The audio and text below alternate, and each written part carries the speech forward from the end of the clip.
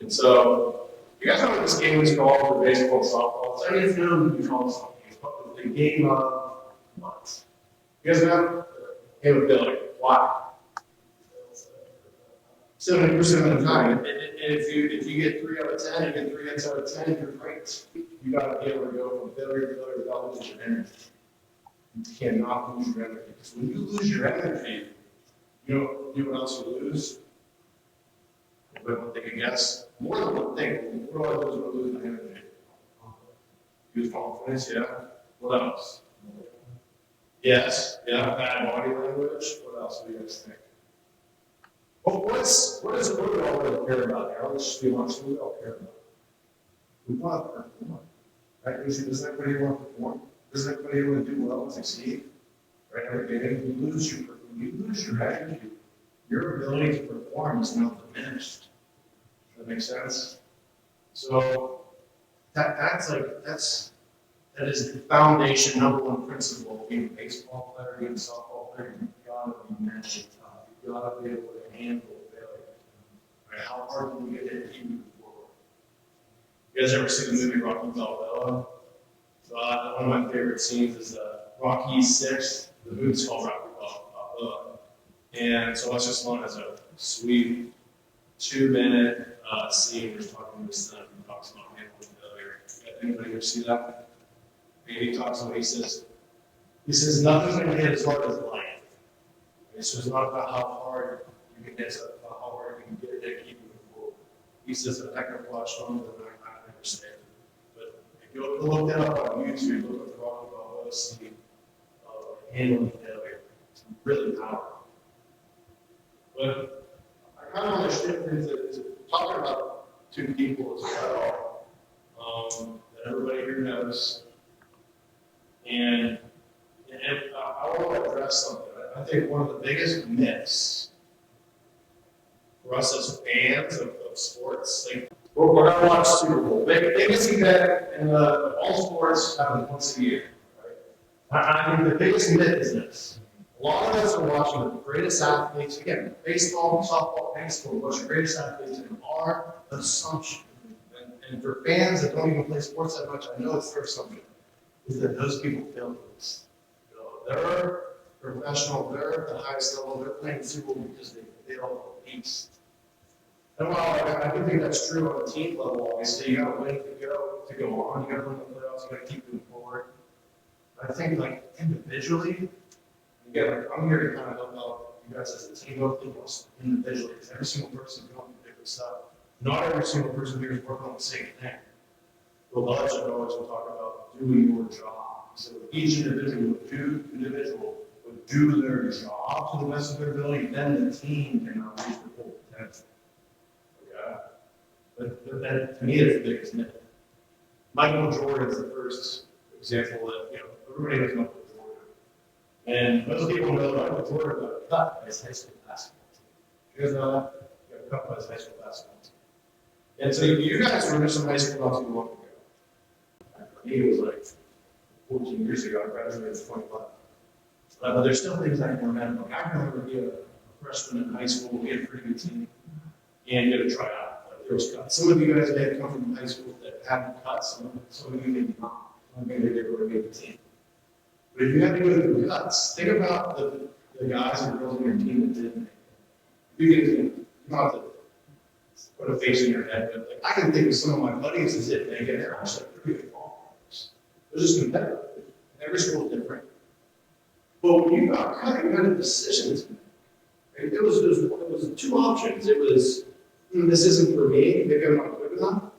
Or it was, hey, coach doesn't value me at a high enough level right now to make the team. But I think deep down I can still play. And like for a guy like Michael Jordan, he so easily could have just said, basketball's not for me. I'm not that good. Coach doesn't think that I'll be, I can't even make the team. What's going to make him think I'll start? Right? There have to be hundreds of negative thoughts going through his head about adversity and challenges and what good. But the one decision of deciding internally and what he was capable of, then starts the journey of becoming the best player of all time in his sport. And so like in this game, we play more than anything is a game of inches. You're a half inch away from a fly out or a home run, right? Literally a half inch, maybe less. Or maybe it might be sometimes a quarter inch, but an eighth of an inch away from a fly out or a home run. A base hit or an out, right? Being safer out at first base, one step or less. How many times is that bang play at a base? Like this game of baseball and softball, it is a game of milliseconds and inches, right? And so there's a couple things that leads to that for me. It's like, number one, you gotta have really good attention to detail. But number two, like, man, when you're failing, you're not as far off as you think. You're really not. Right? You're not as far off as you think. And so again, back to what we talked about to start, your ability to handle failure, not lose your focus, not lose your energy, your attention to detail, all of those things, that's the difference between getting back on the horse and having back-to-back games with 2 hits, or now starting a slump where you're striking out and then striking out again, and then you're out of the lineup, and then maybe you're not playing for the rest of the season. It's one decision at a time. Second person I want to talk about, whoever knows this, I start saying, you can just say it out loud, but I'm going to tell the story. So this person, they're a freshman in high school, they're the backup, they're not the starter. They want to be the starter, they're not good enough yet. And the team sucks. And the team sucks. The team hasn't won a game all season long.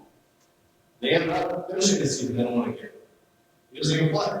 So he's thinking in his head, like, man, the team's horrible, I can't even start a team, we can't win a game. So think about that for a second.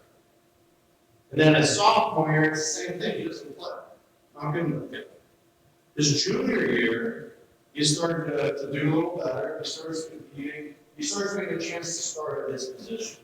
Not every game, but at least he started. Here and there. Senior year comes along, doing a little better. He's progressing. He's progressing. He's working hard on us, and he realizes that like, for me to have a chance to play, I would work my ass off every single day. Every single day of the offseason. I can't take a single day off. In the offseason, I have 7 months to prepare. And if I miss a single day, I'm probably not going to have a chance to even get home for you.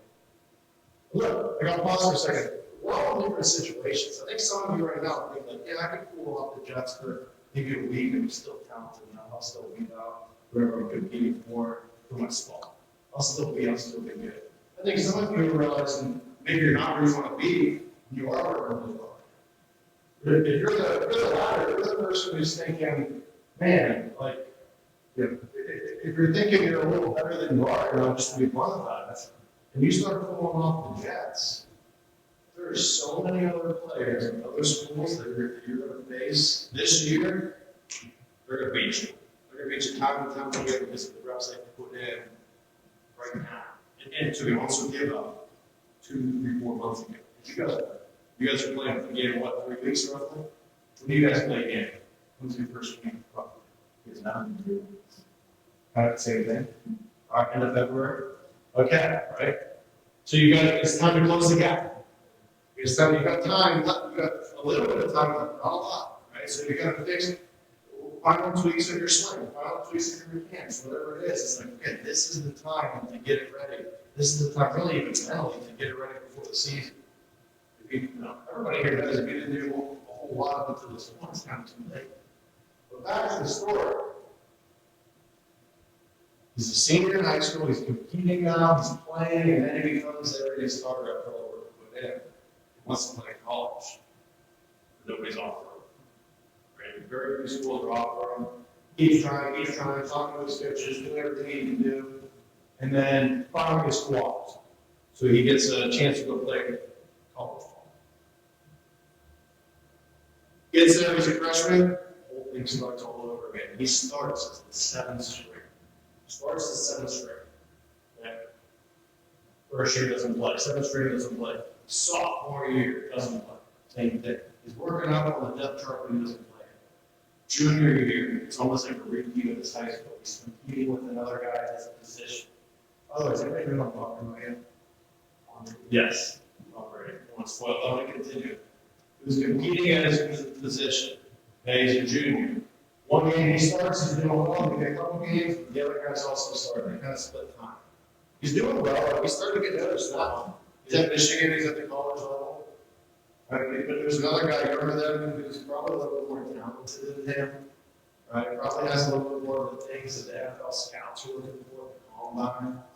Right, we're talking about like in any sport, baseball, softball, football. I just think that everybody's looking at strength and speed, right? How far can you get? How hard can you throw it? How fast? Do all those things. So for him at that level, like he did not have a leg up whatsoever there, right? And it was the same thing in his senior year. His senior year, he played a game, like the first game of the season, and then they switched off on the other guy. He played pretty good. I think it was the third game of the season or something. Coach came up to him and then he said, "Look, guys," he came up to the players and he said, "Brady got the first half and this guy's got the second. Whoever plays better here, we're going to settle this now. You got the starting role for the rest of the season. We're not going to keep doing that anymore." So, I mean, that's a lot of pressure, right? I got one half. If I have a bad half, I'm not going to play for the rest of the season. It's career proof, I remember that. So, you guys know the rest. The long story short, he gets a starting role. He plays the rest of the season. I don't even think they lose a game. You can look it up. He plays really, really well. He gets an agent. His agent tells him, "Man, after everything gone through here, you finally proved yourself. You're probably going to be a second round. Probably going to be a second." So he's all pumped up. You guys know it. What round did you get drafted in? Sixth round. First round hits, obviously doesn't get drafted. Second round hits, he's hopeful, doesn't get drafted. Third, doesn't get drafted. Fourth, fifth. He tells a story because he played baseball too. He took his baseball bat out of his garage and started walking down his neighborhood with his bat, just like losing his mind. Had to get out of the house. I mean, think about it. He's watching the draft. He leaves his house. At that point, he doesn't even care if he's going to get drafted anymore. He doesn't care to hear. He doesn't have his phone or the television or internet or anything to see if he's getting drafted. He's 100% checked out. He's drafted in the sixth round and starts all over. Do you guys, who here's like a football fan? I'm a football fan, I like to watch it. You guys know like the odds of a sixth round quarterback having a chance to be a starter or even a franchise quarterback? That just does not happen. It does not happen. Less than 1%. But do you notice what he already had gone through for the previous 8 years? It's the same cycle. He already went through the whole thing in high school.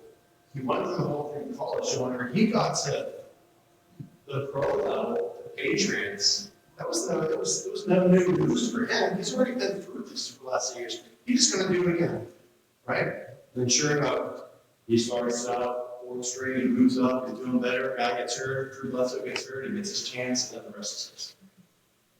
But the amount of perseverance to go through that road to get to where you want to go, it molds the character within you. What you guys are doing right now, every decision you make is molding the character within you, good or bad. Every decision you make is creating a habit. And all the habits that you do over time, then molds things you are. And I got news for you, a lot of them, you're not like conscious to think about. It's just like that muscle memory of what you're doing. Again, it's creating you to either get better each day or get worse each day. I'm not the firm believer that nobody stays the same. Like, especially as an athlete, you're either getting better or worse every single day. Nobody's staying the same. Because if you don't do something one day, you're getting a little worse. And if you do, even if it was a training session, a hitting session, and you don't look at a good round of games, still you're getting better at showing learning some stuff. You're always getting feedback. Some like the worst rounds really should be like your best round for getting the right information. Okay, I'm going to say that again. Some of your worst rounds would be the best days for getting the right information that you needed so you can understand what it is you're screwing up. Right? Because when you have a good day, you're hitting line drive to the back of the cage or the field, driving the ball in the gaps. That is good. That's what you want. But at the same time, you're not learning a whole lot. So you need those good ones loose. Like they're not playing tight. They're playing with the mindset to make something happen. They're playing with the mindset to make something happen as opposed to fearing and messing something up. Those are two different guys and girls right there. Somebody who's playing and trying to make something happen. There's somebody playing who's fearing and messing something up. We see it, right? You guys know what I'm talking about. You can see the players that play the attitude to do this or this. Right? You just see it in the body language. You can see it in the arms of that, where you shake it a little bit, really up to down with a little more wiggle and back as we're ready to go. Right? Loose is one of them. They play freely, which relates to what I was just saying. They play freely, trying to make something happen with zero fear of messing anything up. Loose, free, and aggressive. Think about it. We're going to watch Patrick Mahomes in the Super Bowl. Whether they love me, I don't care. He's going to play loose, free, and aggressive.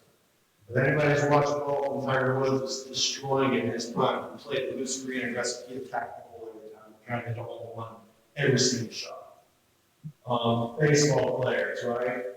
Look, think about your favorite player, your favorite hitter.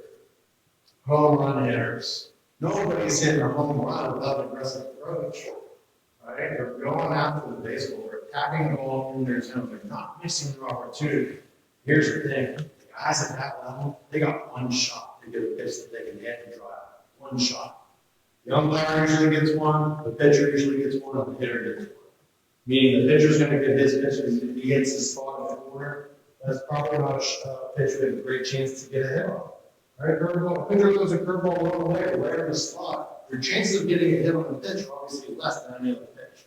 That's what we when the pitcher gets one. The umpire's going to get one because we all know the umpire's going to have, and there should be called a normal group. That's just part of the game. You got one, you get 3 strikes and you got one shot to get the hit. Sometimes. Sometimes more. Sometimes in this spot you get more. But sometimes it's just one or less. Right? That makes sense, guys?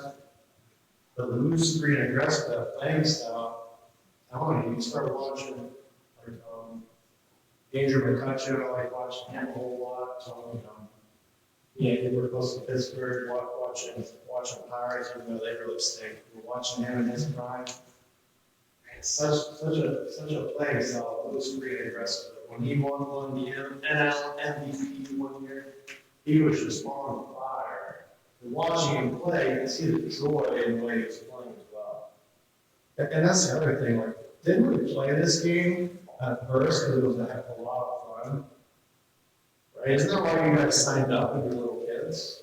Wasn't this game a lot of fun? Right? That's the reason we played.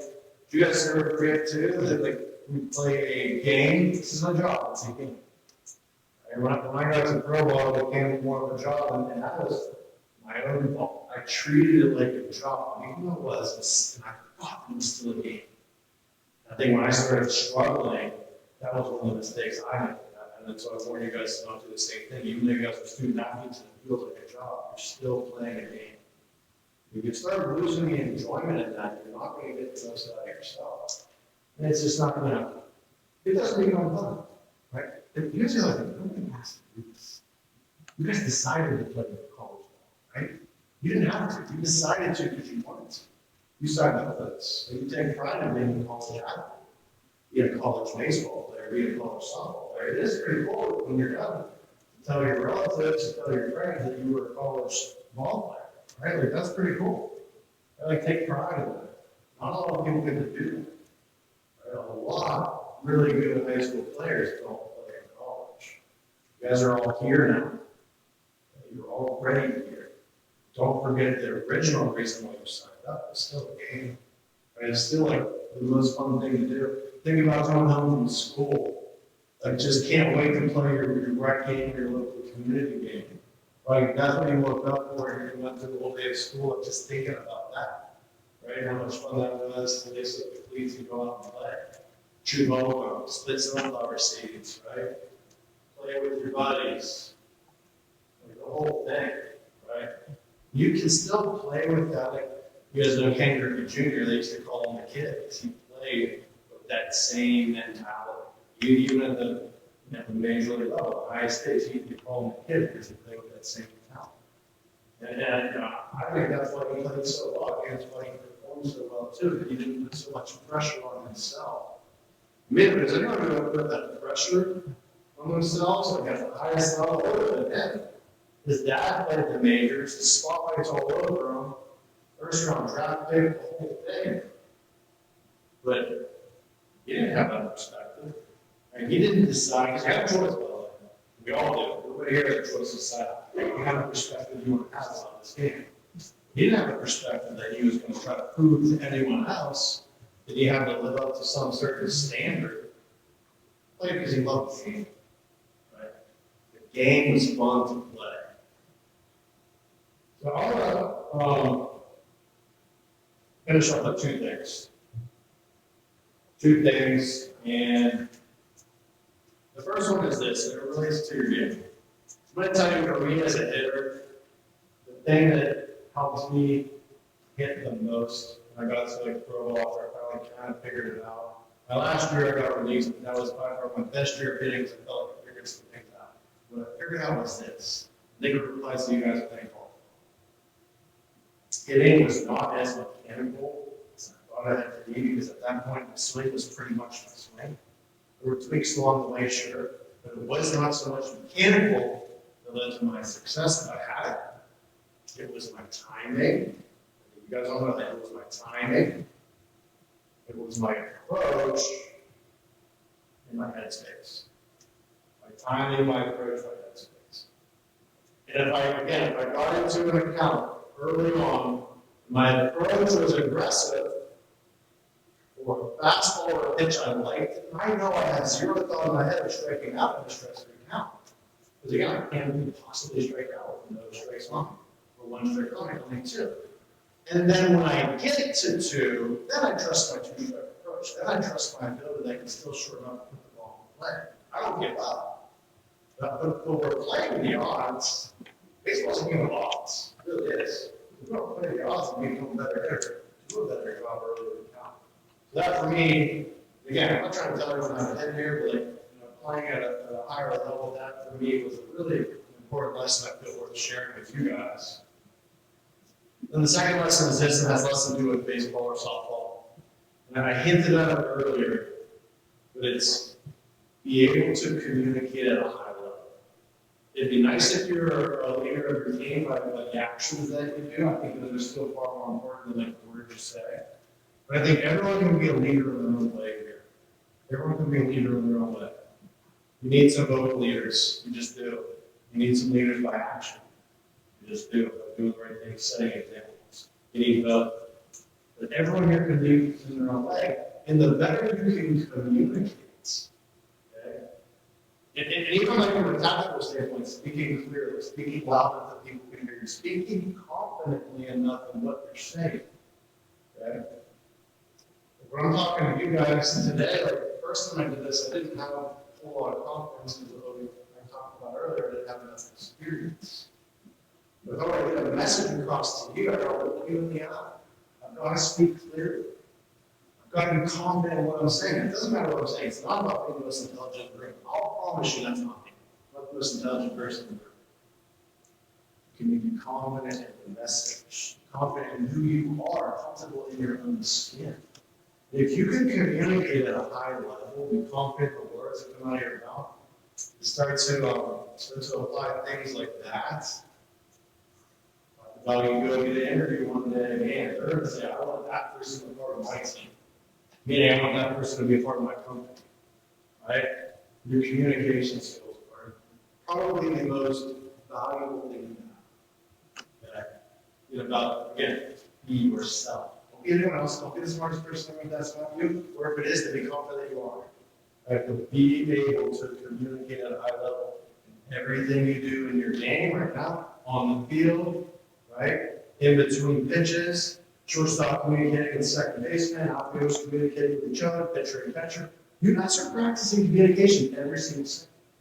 Every single second you're practicing communication on the field verbally loud. It's a big deal, right? Like out loud, you're practicing. Practice being more clear in your speaking. Practice being more confident. It's okay to be wrong. Being more decisive than being wrong is better than being indecisive and making no decision at all. It makes sense if you're learning. Right? To be decisive in decision making. I'm going to wrap it up with that. Unless anybody has any questions, thoughts, anything at all. I'm here for you guys, so if anybody does, let me know. We good? All right, thanks guys, I appreciate having me.